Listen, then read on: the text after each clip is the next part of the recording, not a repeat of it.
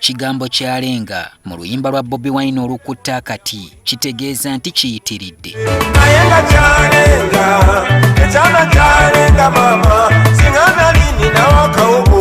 Newankubadde ye yali ayimba ku muwala eyamuyitirirako ate n'embeera mwayita okufuna akasente mu luyimba lwe muyitiriddeko. Olunaku lw'eggulo nate ab'ebyokwerinda baalinnye eggere mu kivvulu ky'e Busaabala era ne bamuwa ensonga nti yagaanye okutuukiriza byonna bye baamulagira. Poliisi yasibye yeebulungudde ekifo era n'abayagadde okugendayo okukyakala n'ebalemesa. Tuwayizzaamu n'omuyimbi ono mu maka ge Magere mu disitulikiti y'e Wakiso n'atutegeeza ng'abakulu bwe batuuse okusuza abeewuwa enjala. Kyabadde kya butali bwenkanya. Manyi nti gavumenti egezaako kunnafuya mu byenfuna, egezaako okutiisa abantu bonna benkolagana nabo n'abaneetoolodde batandika okundaba ng'ekyeraliikirirwa, batandika okulaba nti kyabulabe okubeera mukwano gwange oba okukolagana nange, bagezaako okulaba nti n'ewaka tetufuna mmere. Bobi Wine agamba nti ekyakoleddwa kwabadde kuyisa lugaayo mu Paalamenti kubanga ng'ababaka tebannagenda kuyiikirwa manzaali ga Ssekukkulu baaleka balagidde ono gavumenti emuveeko akola omulimu gwe. Ensi yonna yonna yakirabye ng'ensonga eno ezze mu Paalamenti era Paalamenti neeyisa ekiragiro nti nze ne bannange tulina okukkirizibwa okola emirimu gyaffe nga tetulina kutataganyizibwa. Neera kyalabiddwa nti poliisi yayisiza olugaayo mu Paalamenti yasazeewo nejja neyimiriza emirimu gyaffe nekuba ne tiyagaasi mu bifo byaffe byonna byonna. Kyokka nti si wa kupondooka. Eno industry gye balimu industry yaffe. Gavumenti yo etya obubaka bwe tuwa abantu era teyagala tuke mu bantu.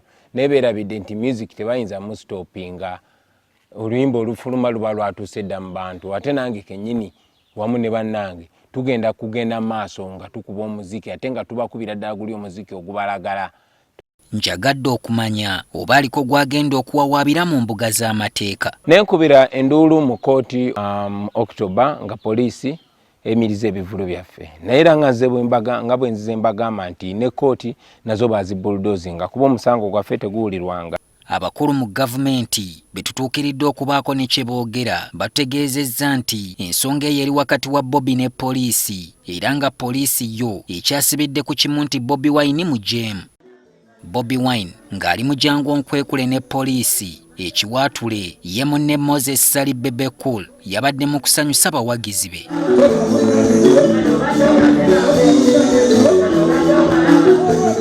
Bobi ono amusekeredde olw'okukkiriza okukozesebwa gavumenti okusuula ekisaawe ky'okuyimba. Ekyennaku baganda baffe abamu tebamanya nti bali mukozesebwa. Gwe bajja kukozesa okusaanyawo eddembe lya muyimbi munno naye yo teba attack ku Bobi Wine neba attack ku industry yonna. Era ekintuukako kiba kituuka ku industry yonna. Singa nfiirwa eddembe lyange ne confidence yange ng'omunnansi abayimbi abasinga bonna tuba tutaddewo ekyokulabirako nti basobola okugyako abantu eddembe lyabwe. Bebe Cool bwe yabadde ayogerako naffe olunaku lw'eggulo yategeezezza nti Bobi Wine ono wa mutwe munene ng'ekintu ekitono ekyokkola abakulu bye baamulagidde kyamulemye. Bobi Wine amuddiza muliro.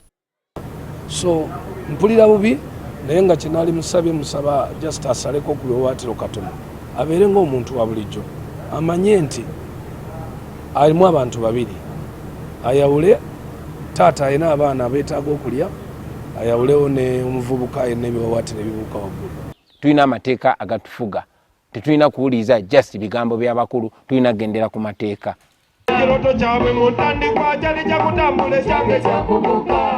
Bobi Wine nakati akyalangirirwa ku bivulu eby'amaanyi ng'enkuuka y'omwaka nga 31 era ng'agambye nti okufa n'obutanyagwa yagenda kugenda asanyusa abawagizi be kuba gwe mulimu gwokka gw'amanyi ogumuliisa. Nkuuka nja kubaayo kubanga tewali tteeka lyenja kuba mmenye kutuukayo. Solomon Kaweesa, NTV Akawungezi.